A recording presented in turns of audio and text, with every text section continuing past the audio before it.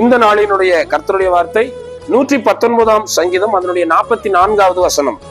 நான் எப்பொழுதும் என்றைக்கும் உமது வேதத்தை காத்துக் கொள்வேன்.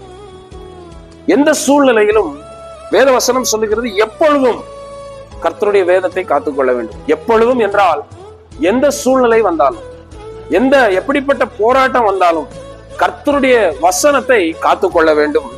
அதே போல என்றைக்கும் ஒரு நாள் கூட கர்த்தருடைய வேத வார்த்தையை நாம் விட்டுவிடவும் இழந்து விடவும் கூடாது. அதை காத்துக்கொள்ள வேண்டும். சங்கீதக்காரன் சொல்லுகிறார், உம்முடைய வசனத்தை காத்துக்கொள்ளாதவர்களை கண்டபோது, காத்துக்கொள்ளாத துரோகிகளை கண்டபோது என்று சங்கீதக்காரன் போதிக்கிறார். வசனத்தை காத்துக்கொள்ளாதவர்கள் கர்த்தருக்கு துரோகம் செய்கிறார்கள் என்று சொல்லப்பட்டிருக்கிறது. அவருடைய வசனத்தை காத்து கொண்டபடினால் நான் திறந்த வாசலை தருவேன். எனவே வசனத்தை என்றைக்கும் எப்பொழுதும் காத்துக்கொள்வோம்.